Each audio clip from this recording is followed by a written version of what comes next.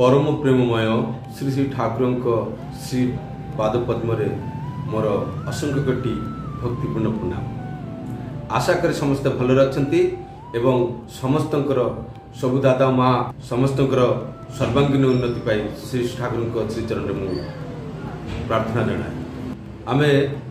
आलोचना करिबु अहं। आमर ए अहंटा एमती भाव सब बेले प्रतिष्ठा करने चेष्टा अहं प्रतिष्ठा करने जिते आम उठी पड़ी लगी पड़ू से आमर कौन अवस्था हुए ता विषय श्री ठाकुर कौन कहते से विषय आलोचना कर। तो यही आलोचना करने मु मोर पाथ रूप श्री श्री ठाकुर पत्थर कड़ी पुस्तकर 10 नंबर बाणीटी को पाठ करी ता भितर ही आलोचना करी। जो व्यक्ति निजर अहं प्रतिष्ठार प्रलोभन रे दिशाहरा हेला परी निजर आदर्श तार नीति विधि प्रणाली और चालीचलन इत्यादिर अवसाद और अपमान सूचक समालोचना रे तांकर अनुसरण करिवारु पारिपार्श्विक मध्य विक्षेप घटाई विध्वस्तिर पथ को प्रसारित करी दियंती। प्रकृतिर दुष्ट और दुर्विपाकर संकेत तार मस्तिष्क विभ्राटग्रस्त होई अपलापी और अवसादर अनुशासन रे रोदन मुखर होई रौरव साहित हुअंती। यह अति प्रत्यक्ष इष्ट प्राण जाजन मुखर होई पारिपार्श्विक सेवारे इष्ट स्वार्थ और इष्ट प्रतिष्ठा को आमंत्रण कर निस्तार पाइब। पानी संख्या 10 पत्थर कोड़ी। आसंतु एबे ई बाणी माध्यम परम प्रेममय श्री ठाकुर आमको कौन बुझाइबा चाहउचंती से विषय टिके आलोकपात करबा। एठी कहउचंती जो व्यक्ति निजर अहं प्रतिष्ठार प्रलोभन रे दिग विदिक हरा हो जाए से आउ कौन सी दिशा देखती केवल मात्र निजर अहं को प्रतिष्ठा करिबारे पागल हो जाए। इटा गोटे प्रकार रोग जो रोग विषय आमे कदापि बुझी पारुनी तार टिके हेले मध्य अनुभव आमको होई न थाए। आमे भाबु थाउ मु जहा करूची सेटा ही ठीक एवं सेतेबेले हमर अहंगर पट्टीटा आम आखिरे बंधा ही थाए। आमर ज्ञान चक्षुर कबाट को बंद कर दिए आउ सेतेबेले जी जेते जहा कहले मध्य आमर से ज्ञान चक्षु खोले नहीं। बरं आमे आदर्शर नीति विधि बाणी शास्त्र पुराण इत्यादि सहायता नहीं कि आमे सेटा को ही मु जहा कहूची सेटा को ही प्रतिष्ठा करबा पाई लागी पड़ी थाउ। आउ एई मनोभावना भीतर देकी से निजर आदर्श बा निजर जे इष्ट थाए तांकर एवं आउ अन्य मानकर जो जो जो इष्ट धरिकी चली थांती से मानकर इष्टर जो भावधारा से विक्षेप आनी दियंती समालोचना करती। आउ समालोचनार अर्थ है पर निंदा परर कथा आलोचना करिबा जहाँकि जार फल भल हुए नहीं मंद ही दे थाए से प्रकार आलोचना करिबारे मत ही जाओ। जेमिति आज आमर सत्संगी गुरु भाई माने आमर दादा माँ माने निजर ठाकुर को प्रतिष्ठा करने पाई जदि कहीं अन्यर इष्ट को आघात बा व्याघात सृष्टि करे सेठी मध्य आमर निजर अहं का प्रतिष्ठा करचु अर्थात मु जो आदर्श को धरची तांको प्रतिष्ठा करने चेष्टा करचु ना निजर अहं को प्रतिष्ठा करने चेष्टा करचु। कहीं ना सबु श्रृगाल डाक गोटे जो भगवान जो रूप में जिते आसती समस्ते गोटे कथा ही कहती हेले मु मोर आदर्श बा इष्ट आदर्श को प्रतिष्ठा करने जाई जदि अन्यर आदर्श बा इष्ट को छोट करुचु बा अवमानना करुचु बा समालोचना करुचु सेटा ठीक नुह, सेटा रंग हेले मु मोर इष्ट आदर्श को ही भूल कहूँ, मु इष्ट आदर्श को मानु ना, तेणुक अन्यर आदर्श को मध्य आमे भूल दर्शाइबा के चेष्टा करछु। हाँ मोर इष्ट आदर्श कौन कहते आ आदर्श अर्थात ये जो भगवान रो अवतार जमती श्रीकृष्ण श्री रामचंद्र श्री चैतन्य महाप्रभु रामकृष्ण परमहंस देव से भली आहरी मोहम्मद जीशु बुद्ध गुरु नानक इत्यादि जो मैंने वर्ल्ड टीचर एवं इदानीं आमर श्री श्री ठाकुर अनुकूल चंद्र परम पूज्यवाद श्री श्री आचार्य थरे कहते जे यही पृथ्वी रे श्री श्री ठाकुर अनुकूल चंद्र को केवल मात्र 8-10% लोक भल पाउथिबे आउ कहीं भल पाउ नथिबे, हेले मु ठाकुर को भल पाए बोली कि मु कौन से सहित लड़िया को जीवी, से मानु ना बोली सहित झगड़ा करी, मु मोर आदर्श को धरी चलि, मु मोर आदर्श नीति नियम विधि प्रणाली चालीचलन को अनुसरण करके चलि। किंतु आमे जब निजर अहम को प्रतिष्ठा करबा चाहूँ यही सबू तांकर आदर्श नीति विधि प्रणाली और चालीचलन को न देखी से गुड़ी को अनुकरण न करी अनुसरण न करी निजक अनुशासित न करी आमे प्रतिष्ठा करबा चाहूँ। ठीक यही बड़ी अन्य संप्रदाय अन्य इष्ट आदर्श जो माने अनुसरण करती से माने मध्य जदि निजर आदर्श को आदर्श नीति विधि को पालन न करती मानि न चलती न चली जदि अहम निजर अहम को प्रतिष्ठा कर निजत्व को प्रतिष्ठा करने चेष्टा करते से निजर आदर्श को ही बात दे पकाती से निजे मध्य जानी पारती से लोक मान देखा चाहते मु मोर आदर्श को केते भल पाए यहाँ देखा चाहती यहाँ ही बुझा पड़े। तो एमत अवस्था से माने अन्यर इष्ट आदर्श को मध्य समालोचनार माध्यम अपमान सूचक कथा कहती जहाद्वारा कि अवसाद आसे एमती भाव जो जो भली भाव जो समालोचना करती एमती भाव जिते आलोचना समालोचना हुए से कौन हुए ना सरल साधा सहज भाव में बुझा लोक से मन भितर बा आमर पारिपार्श्विक भितर गोटे विक्षोभर सृष्टि करू कारण सबु मतपथ ही साधनार उन्नति लाभ पाई कौन से आदर्श आमको हिंसा करने को शिखाए ना प्रेम करने को शिखाए अहिंसार मंत्र दिए शांतिर वार्ता दिए आमर समस्त को नहीं चलबार वार्ता दिए परामर्श दिए हेले आमे जदि कौन से आदर्शर भाव को बा तार नीतिविधि बा तांकु जो मैंने अनुसरण कर चलती से मन भितर विक्षोभ आसे एमती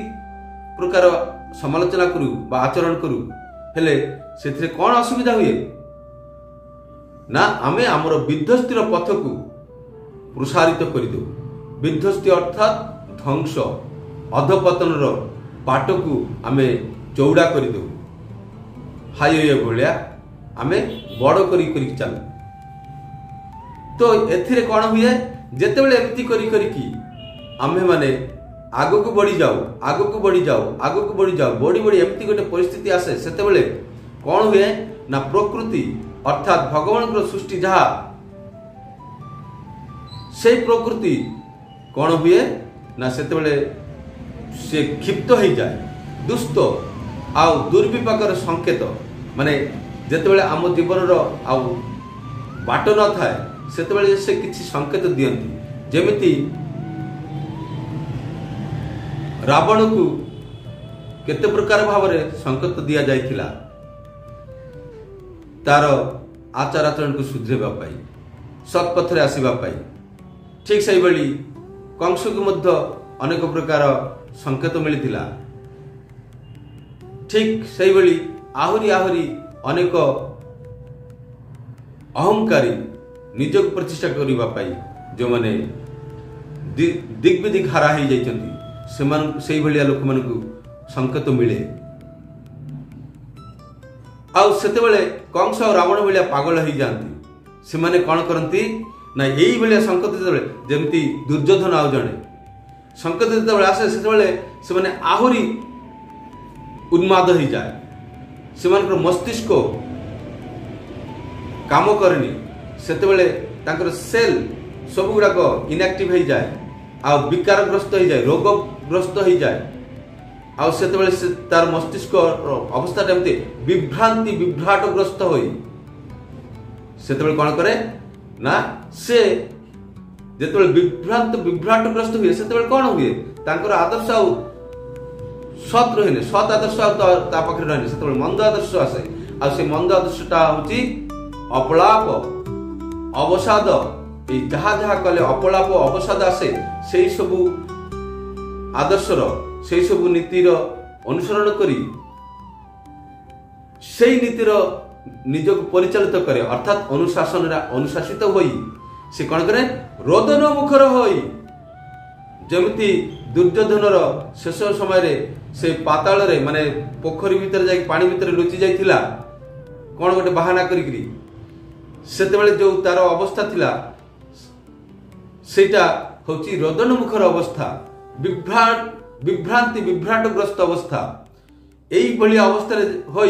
অবস্থার পড়ি সে রৌরব সাহিত্য হুঁতি। যে এমিতি ভাবে নিজের অহংক প্রতিষ্ঠা করা পাগল হয়ে যাতে অন্যর ইষ্ট আদর্শ উপরে সমালোচনা করতে সেমানে এমিতি রোদন মুখর হই রৌরব সাহিত্য হুঁতি। রৌরব অর্থাৎ নারকীয় কাণ্ড কারখানা, নারকীয় পরিস্থিতি, নরকর পরিস্থিতি হেলে সে নরকর যাইকি সাহিত্য হুଏ মানে শয্যা গ্রহণ করতে। এইভাবে অবস্থা যদি হচ্ছে কাহার যদি দেখা পাউছ নিজকু নিজে হও আউ তোমার আমার কৌ আপনার কিଏ যদি হয়ে থাকে সেমতি আমার প্রচেষ্টা করা দরকার। আমার এই অবস্থার ফেরিবা পাই গোটিয়ে মাত্র উপায় ଅଛି। সেই উপায়টি হচ্ছে শ্রী ঠাকুর কହୁଛନ୍ତି ଏହା অতি প্রত্যক্ষ ইষ্ট প্রাণ যাজন মুখর হই। ইষ্ট প্রাণ মানে এই অপলাপী অবসাদর যে নীতি নিয়ম সেগুড়ি ছাড়ি দেইকি ত্যাগ করিকি ইষ্ট প্রাণ হই যাজন মুখর হই। ইষ্ট প্রাণ যাজন মুখর হই পারিপার্শ্বিক সেবারে ইষ্ট স্বার্থ ইষ্ট প্রতিষ্ঠাকে আমন্ত্রণ কর নিস্তার পাইব। মানে এই যে পরিস্থিতি আসছে নরকীয় যন্ত্রণা ভোগিবার যে পরিস্থিতিটা আসছে আমার নরকীয় যন্ত্রণার এমিতি অবস্থা হচ্ছে যেতবে কি আমার মুন্ডাটা যেমন ফাটি চূর্ণ বিচূর্ণ হয়ে যাব। এই ভায়া অবস্থার মুকুলিবা পাই কেবলমাত্র গোটিয়ে হি বাট ইষ্টপ্রাণ যাজন মুখর চালিচলন। ଆଉ ଯାଜନଟା କେତେବେଳେ ହେବ ଯେତେବେଳେ ଯଜନ ଯାଜନ କଥା ଯଜନ ଯାଜନ ଶବ୍ଦଟି ଠାକୁରଙ୍କୁ ଧରିକି ଆମେମାନଙ୍କ ପାଇଁ ଅତି ସହଜ ହୋଇଥାଏ। କିନ୍ତୁ ଯେଉଁମାନେ ଜାଣିନାହାନ୍ତି ସେମାନଙ୍କ ପାଇଁ ମୁଁ କହିଦେଉଛି ଯଜନ ହେଉଛି